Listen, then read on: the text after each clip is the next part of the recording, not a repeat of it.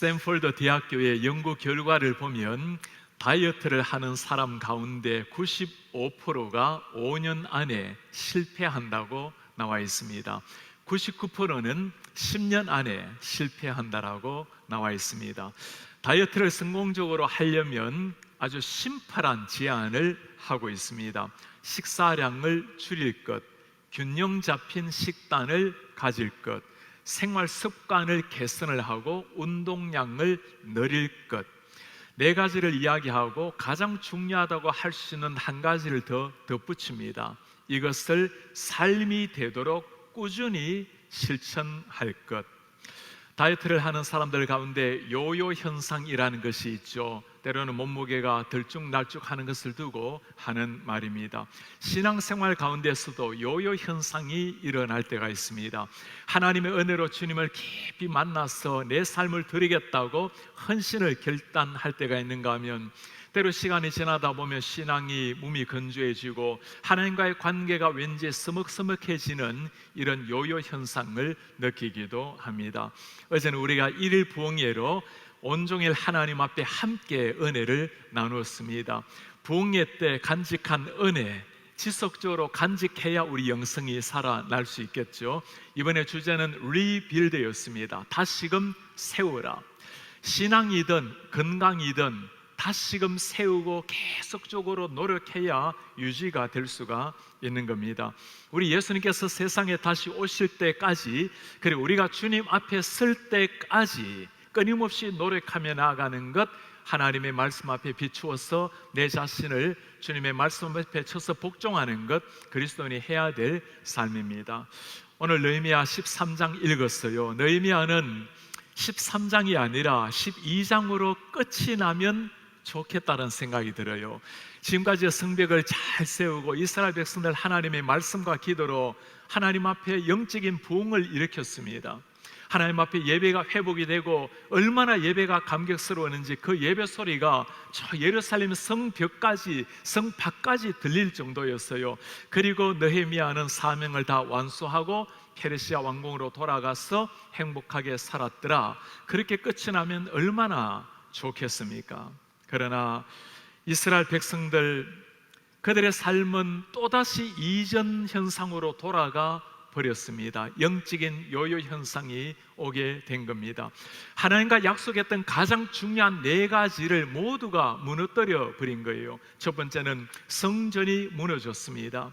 건물이 무너진 것이 아니라 성벽의 거룩성이 무너져 버린 겁니다. 두 번째는 11조가 지켜지지 않게 되었습니다. 11조로 레위인들이 하나님 앞에 예배하고 주님의 성전을 지켜야 되는데 11조를 하지 않게 되자 레위인들이 먹고 살기 위해서 자신들의 일터로 돌아가 버리게 된 겁니다. 예배가 제대로 되지가 않았다는 거죠. 왜 성경에서 이렇게도 자주 반복해서 11조를 강조를 하고 있을까요? 11조의 문제는 재물의 문제가 아니라 누가 내 인생의 주인인가의 문제입니다. 하나님이 내 인생의 주인이요 책임져 주신다라는 신앙의 표현입니다. 세 번째는 안식일이 무너지게 되었습니다. 안식일도 하루 쉰다라는 것이 육신의 쉼을 말하는 것이 아니고 하나님이 내 주인이시기 때문에 내가 하루 동안 노동에서 벗어난다 하더라도 하나님이 나를 먹이시고 입히신다라는 것, 그래서 안식일을, 주일을 거룩하게 보내게 되는 겁니다. 네 번째는 이방인과의 결혼 문제도 무너지게 되었습니다. 이스라엘 백성들이 이방 여인을 취하게 되었고 거기서 나온 아이들이 히브리 말을 잊어버리는 거예요. 언어를 잊어버린다라는 것은 단순한 언어를 넘어서 그 나라의 민족성, 신앙, 정체성을 잃어버리는 것이나 마찬가지입니다. 우리 교회도 중앙 한국 학교가 있죠. 이전에는 한글 학교로 붙였다가 한국 학교로 바꾸게 되었습니다. 우리 이전에 이민찬 집사님, 우리 자라난 다음 세대에게 한글뿐만 아니라 한국의 정신, 한국의 예의, 전통, 역사, 한국의 아이덴티티를 가르쳐야 된다고 참 많이 강조하기도 하셨습니다. 이 모든 것들, 하나님 앞에 지켜야 될 기본들이 다 무너져 버린 겁니다. 언제 이렇게 무너졌죠? 그들이 하나님 앞에 부흥을 체험하고 예배가 살아나고 난 다음에 느헤미야가 페르시아로 잠시 돌아갔다 돌아왔더니 이 모습을 지금 하고 있는 거예요. 그토록 하나님 앞에 열심내어 살아냈던 사람들의 영성이 다 무너진 것을 보게 된 겁니다. 12년 전에 느헤미야가 왔을 때보다도 오히려 더 심각한 현상이었습니다. 그때는 성벽이 무너졌지만 지금은 신앙이 무너져 버린 겁니다.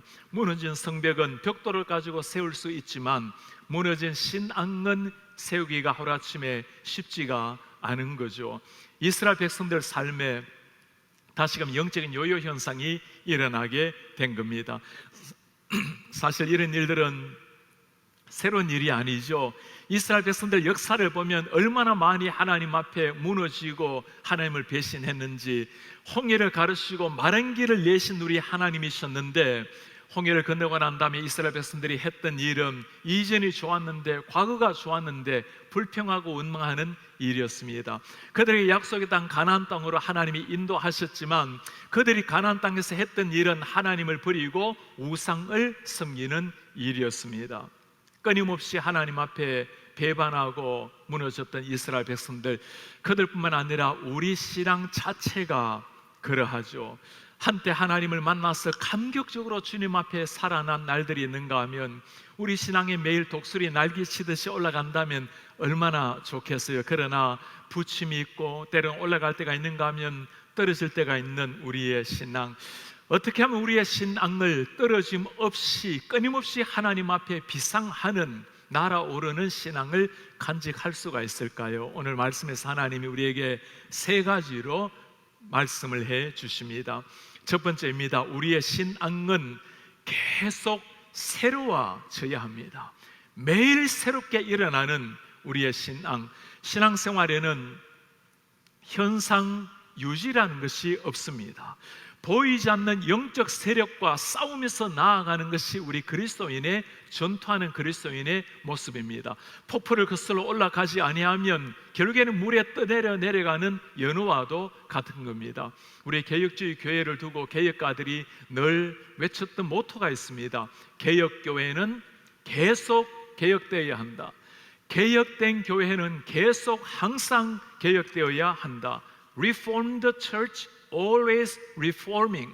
한번 개혁되고 난 다음에 끝난 것이 아니라 하나님의 말씀에 비추어 보아서, 성령에 비추어 보아서 계속 내 자신을 바꾸어 가는 것, 우리 교회를 하나님의 말씀의 기준에 맞추어서 성경적 교회로 만들어 가는 것, 하나님의 교회가 해야 될 일입니다. 영적 세계든 일반 세계든 다 마찬가지죠.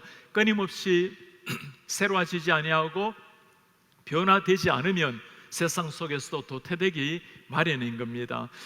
지난달에 삼성의 회장 이건희 씨가 이 땅을 떠나게 되었죠. 참 한 시대 삼성을 세계 굴지의 기업으로 만든 회장이었습니다. 삼성이 오늘날처럼 세계적인 기업이 되게 된 한 계기가 있었습니다. 1993년도 6월에 독일 프랑크푸르트에서 임직원들을 모아놓고 이건희 씨가 특별한 강연을 했습니다. 프랑크푸르트 선언이라고 알려져 있는 거죠.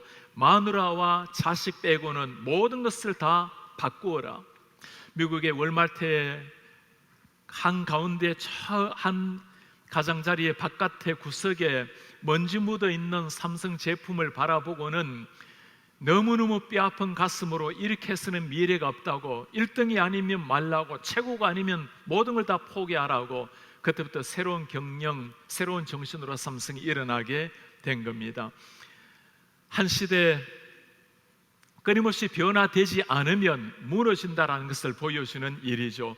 변하지 않아서 도태된 기업도 있습니다. 노키아, 한때 핸드폰 시장을 석권했던 노키아입니다.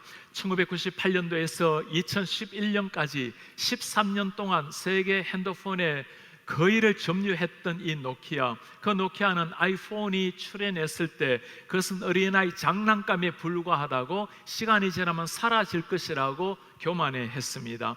CEO 칼라스 부어는 아이폰을 보고 늘 장난감처럼 여기고 오직 노키아만이 표준이라고 자만했던 사람이죠. 결국에는 2011년도에 핸드폰의 1위 자리를 삼성에게 내어줘야만 했습니다. 세상의 제품은 도태되게 되면, 발전되지 않으면 즉각적으로 표가 납니다. 당장의 사람들의 심판을 받게 되죠. 영적 세계에서는 쉽게 드러나지가 않아요. 잠시 영성이 무너진다 하더라도 사람들이 잘 눈치채지를 못하고 내 자신마저도 때로는 깨닫지 못할 때가 있어요. 그것이 정말 위험한 겁니다. 사도 바울이 하는 말이 있죠. 내가 날마다 주님의 말씀에 비춰봐서 내 자신을 쳐서 복종하느라. 그 사도 바울도 대사도 바울도 하나님의 말씀 앞에 비춰봐서 끊임없이 달려간 것을 성경이 말씀을 해주고 있습니다. 최근에 한 목사님과 대화를 나누면서 끊임없이 변화하려고 하는 목사님의 말씀에 참 도전을 받게 되었어요.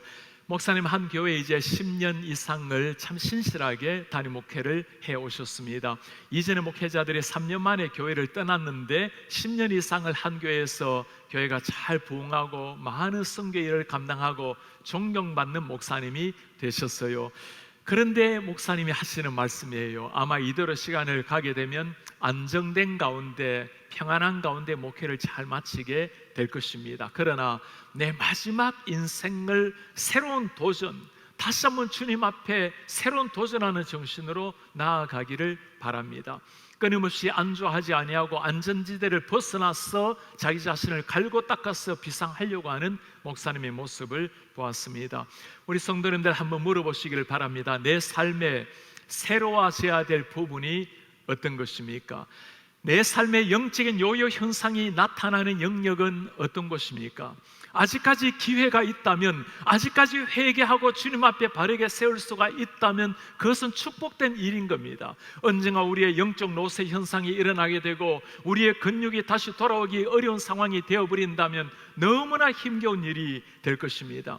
하나님께서 말씀하십니다. 지금 일어나라, 지금 새로워져라. 아직까지 기회가 있기 때문입니다. 그렇다면 어떻게 우리가 새로워져야 될까요? 두 번째 하시는 말씀입니다. 우리의 신앙은 말씀을 따라 새로워져야 됩니다. 하나님의 말씀이 기준이 되어서 말씀 따라 새로워져야 되는 겁니다. 무엇으로 개혁을 할 것인가? 종교개혁가들이 늘 외쳤던 한 구호가 있죠. 아드 폰테스라는 구호입니다. 근본으로 돌아가라. 하나님의 말씀으로 돌아가라. 말씀이 우리의 기준이 되지 못하면 다른 것이 기준을 차지합니다. 우리의 철학, 우리의 윤리, 우리의 상식, 나의 비전, 나를 중심으로 한 무엇인가가 하나님의 말씀을 대체하게 된다라는 말씀입니다. 그리스도인의 기준은 딱 하나밖에 없죠. 변함없는 영관 진리 하나님의 말씀입니다.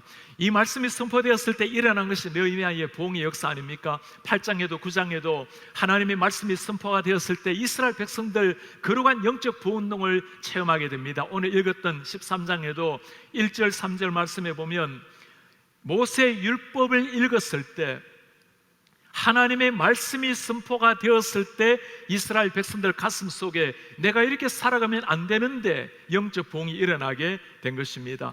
말씀으로 말미암는 진정한 변화, 성경 전체가 하시는 말씀입니다.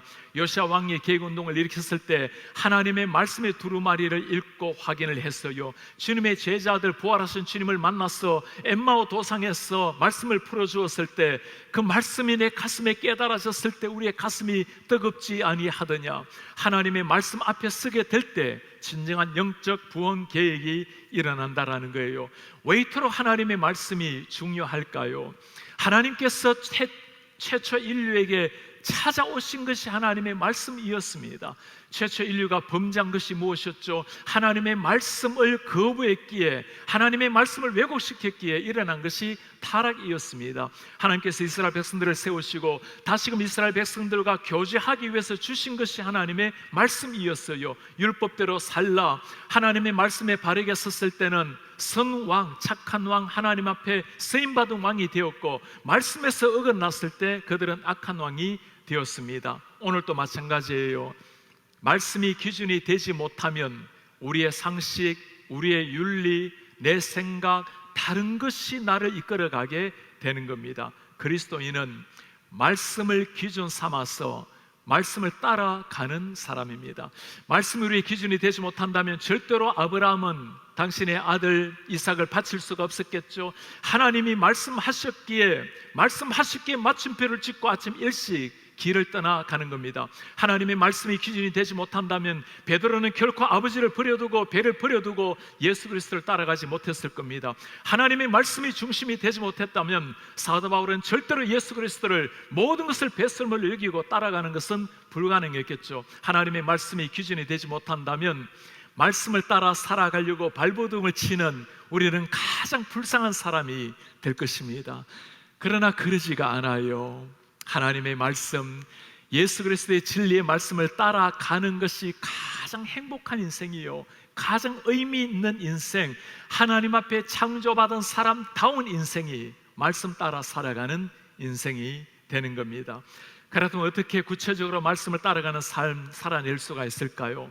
말씀을 가까이 해야 되겠죠. 말씀이신 예수 그리스도와 함께 동행이 일어나야 말씀을 가까이 하는 생활, 말씀의 나를 비추는 생활이 되겠죠. 책 읽기 좋은 가을이 되었습니다. 하나님의 말씀, 주일 말씀, 새벽기도 말씀, 또 우리 목사님들의 주옥 같은 말씀, 요즘은 얼마나 말씀이 홍수 같은 시대 아닙니까? 더 중요한 것이 있다면 여러분들이 성경 말씀 펼쳐놓고 말씀 한 절 한 절씩 깊이 만나보세요. 말씀이 문자가 아니라 살아계신 예수님의 모습으로 나에게 다가올 때 그때 우리는 말씀을 통해서 주님을 만나게 되는 겁니다. 말씀 속에 예수님이 계시고 예수님을 만날 때 내 자신이 보이고 그때 그리스도인으로서 걸어가야 될 길이 보이는 겁니다. 우리 주일학교 아이들 하는 찬양에 보면 이 말씀의 능력이 무엇인지를 잘 보여주는 찬양이 있어요. 예수님이 말씀하시니 물이 변하여 포도주가 되었네. 예수님이 행하신 첫 번째 기적 아닙니까? 예수님이 말씀하시니 물이 변하여 포도주 됐네. 예수님 나에게도 말씀하셔서 새롭게 변화시켜 주소서. 말씀 앞에 서게 될 때 변화가 일어난다는 말이죠. 다음 절을 보면 정말 이 말씀이 복음이에요. 예수님이 말씀하시니 바디메오가 눈을 떴다네. 병자도 고치시는 하나님의 말씀, 예수님이 말씀하시니 죽은 나사로가 살아났다네.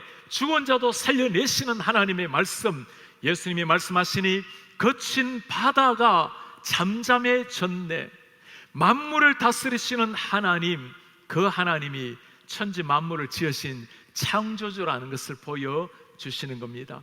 매일매일 변화되어야 될 하나님의 사람, 무엇으로 변화되어야 될까요? 변화되는 상대적인 가치가 아니라 절대적인 하나님의 말씀, 그 말씀 앞에 매일 새롭게 나와서 매일 변화받아 하나님의 영으로 새로워지는 이런 하나님의 사람들 되시기를 주의 이름으로 축복합니다. 세 번째입니다. 우리의 신앙은 매일 말씀으로 새로워져야 될 뿐 아니라 실천으로 나타나야 합니다. 우리가 믿고 있는 것, 우리가 따라가는 예수 그리스도, 우리가 신뢰하는 것, 삶을 통해서 드러내라는 겁니다. 이 시대에 사람들이 우리를 바라보고 가장 문제시하는 것이 무엇입니까? 우리가 믿는 것, 하나님에 대해서가 아니죠. 정말 믿는다면 믿는 사람답게 살아내는 걸 세상 사람들을 보기를 원하는 겁니다. 이스라엘의 백성들 마찬가지였어요. 그들이 영적 부흥을 체험했습니다. 말씀으로 말미암아, 기도로 말미암아 영적 부흥을 체험했지만 정작 그렇게 지속적으로 살아내지 못했던 사람들, 지속적으로 삶 속에, 생활 속에 나타내지 못했던 사람들, 개혁이라는 것은 지속적으로 나타나야 하는 겁니다. 개혁동 교회는 계속 개혁되어야 한다. 한번 하나님 앞에 교리가 바르게 세워졌다면 이제는 그 교리에 근거해서 실생활, 하나님 앞에 말씀대로 살아가는 실생활이 하나님의 말씀처럼 살아내져야 된다라는 말씀이죠. 제가 이전에 전도 훈련을 시키면서 우리가 진리의 말씀을 가지고 전도하지 않습니까? 다 귀한 일입니다. 말씀에 역사하면 사람이 변화가 되죠. 한 번은 제가 한 일정 기간 동안에 이제 우리가 말씀을 가지고 할 것이 아니라 삶으로 전도해 봅시다. 입으로 하는 복음 대신 삶으로 전하는 예수 그리스도로 전도해 봅시다. 정말 그때 일어나는 것이 전도 폭발이 아니겠습니까? 우리 성도님들 전도 대상자들이 계신다면 한번 시도해 보시기를 바랍니다. 말로서 전하는 복음을 넘어서 내 삶으로, 사랑으로, 섬김으로, 희생함으로 삶 자체를 가지고 예수 그리스도의 정인으로 나가보시기를 바랍니다. 그때 하나님이 행하실 놀라운 기적 같은 역사가 있는 거예요.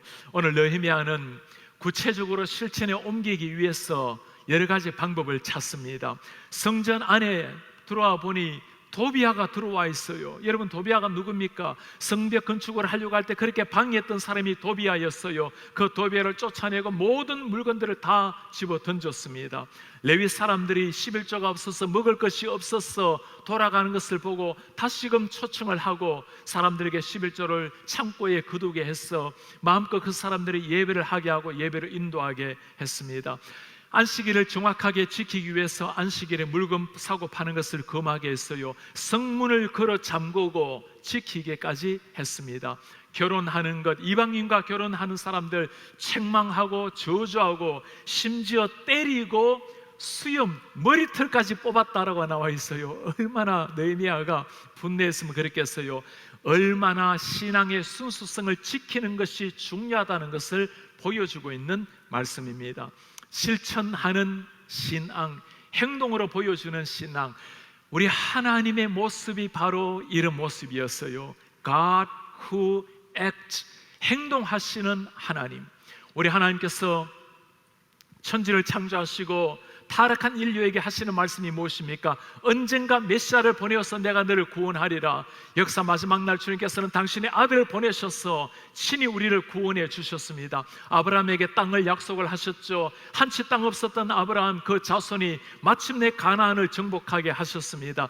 다시금 하나님을 배신하고 난 다음에 땅을 잃어버렸던 백성들, 이스라엘 백성들은 오랜 생활, 포로 생활하면서 고국을, 땅을 잊어버린지는 몰라도 하나님이 잊어버리지 않으셨어요. 때가 되어서 그들을 고국으로 돌아오게 하신 겁니다. 약속하시고 그대로 실천하시는 하나님, 우리 예수님도 마찬가지셨어요. 우리 예수님께서 방 안에서 성경을 기록하신 분이 아니셨습니다. 주님은 3년 동안 제자들을 데리고 다니면서 한 사람 한 사람에게 삶으로, 몸으로 하나님 나라를 보여주신 예수님이셨어요. 이제 우리가 보여줘야 될 차례입니다. 어제 우리는 1일 부흥회를 하나님 은혜로 잘 마치게 되었어요. 부흥회를 마치고 나면 나름대로 주님 앞에 하는 결단들이 있습니다. 우리 아이들 수련회 마치고 나면 다 결단을 하지 않습니까?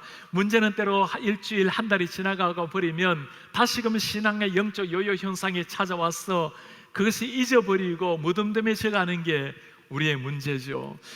제 아내가 브라질에서 한 개척교회를 어릴 때 섬길 때였습니다. 주일학교 교사를 했었는데 주일학교 어린아이들, 초등학교 아이들이 수련회를 하다가 참 은혜를 받았어요. 얼마나 하나님 앞에 간절히 간곡히 기도를 하는지 그 어린아이들도 은혜를 받으니까 몇 시간 회개의 눈물을 흘린 거예요. 그 가운데 초등학교 1학년 아이가 있었습니다. 가장 말씀 꾸리기 아이였어요. 이 아이가 은혜를 받은 거예요. 하나님을 만나고 몇 시간을 눈물로 회개를 하고 그리고 삶이 변화되기를 시작을 했습니다. 제일 먼저 일어난 일이 그렇게 말씀을 지키고 욕을 했던 아이인데 욕설이 싹 사라졌어요. 그리고는 용돈을 받으면 바로 게임방에 가서 놀았던 아이인데 부모님이 주시는 그 용돈을 가지고 모으기 시작했습니다. 개척교회라서 건물이 없었던 교회였어요. 그걸 이 아이도 알고 한 달 동안 그 용돈을 모아서 건축 헌금을 가지고 온 거예요. 아내가 종이로 이쁘게 교회를 만들어서 그 안에 헌금을 넣어서 하나님 앞에 드렸어요. 여러분, 이것을 본 어른들이 어찌 가만히 있겠습니까? 바로 그 시로 일어나서 온 교회가 힘을 합쳐서 교회당 예배를 매입을 하게 되었습니다. 어린아이가 하나님 앞에 말씀으로 은혜를 받으니까 새로워지니까 실천으로 삶으로 나타나니까 기적 같은 역사가 일어나게 된 겁니다. 이 시대 하나님께서 우리가 이 시대 가운데 보여줘야 될 실천 사랑이 무엇일까요? 세상에 우리 그리스도인들에게 기대하는 사랑, 희생, 섬김이란 어떤 것일까요? 지난주에는 우리 한국의 박지선 씨 자살 사건으로 참 우리 모두가 가슴 아팠습니다. 자신의 모습에 당당해하면서 많은 사람들에게 자존감을 참 높여주었던 개그우먼이었습니다. 딸이 혼자 보낼 수 없다고 함께 세상을 떠난 엄마를 보면서 참 목사로서 너무너무 고통스러웠고 부끄럽기가 말할 수가 없었어요. 이 시대 한국에 이렇게 교회가 많은데, 이렇게 그리스도인들이 많은데 저렇게 아파하는 한 사람의 눈물을 닦아주지 못했다라는 게, 이렇게 교회 십자가가 많은데도 불구하고 저렇게 한 사람이 안타깝게 엄마와 함께 목숨을 잃어야 되는 것, 너무너무 고통스럽고 죄송한 심정이었습니다. 지금 한국에는 매일 자살로 죽는 사람의 숫자가 38명입니다. 매일 스스로 목숨을 끊는 수많은 젊은이들, 어린아이들 38명이나 돼요. 몇십 명만 코로나 확진자가 나와도 나라가 들썩거리는데 매일 38명이 그렇게 외롭게 고통스럽게 죽어가고 있는데, 여러분 한번 물어보시길 바랍니다. 우리 주위에 남몰래 흐르는 눈물로 아파하는 분이 계시지 않습니까?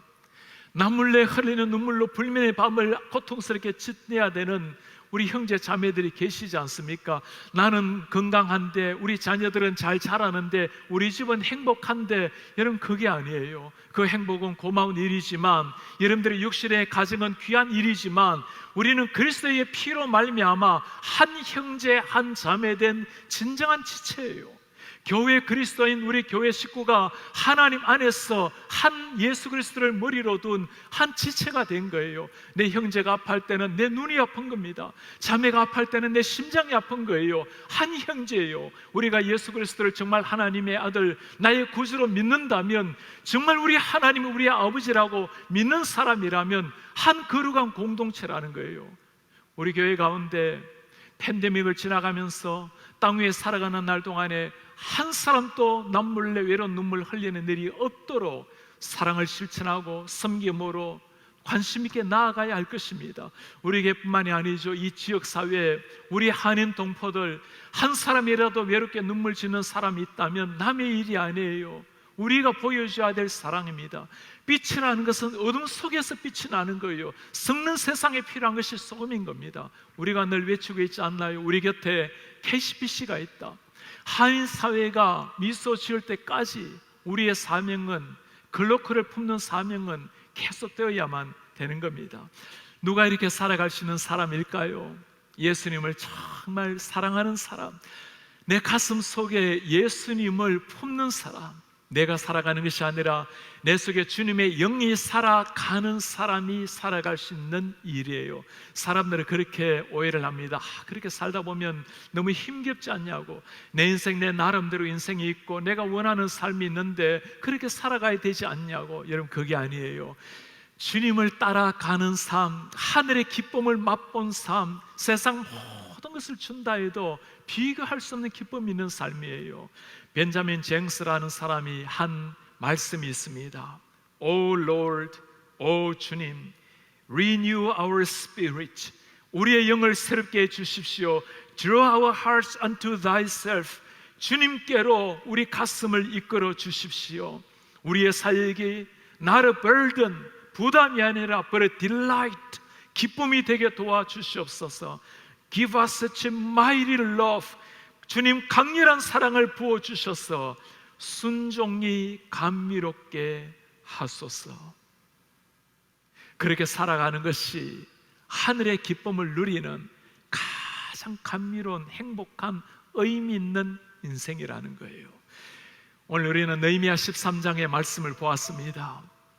하나님 앞에 겉으로 은혜를 받았지만, 하나님 앞에 감격의 부흥을 체험했지만 다시금 영적 요요 현상으로 이전으로 돌아가 버린 사람들, 느헤미야 백성들 뿐만이 아니죠. 오늘날 주님 앞에 살아가는 우리 모든 사람들의 스토리입니다.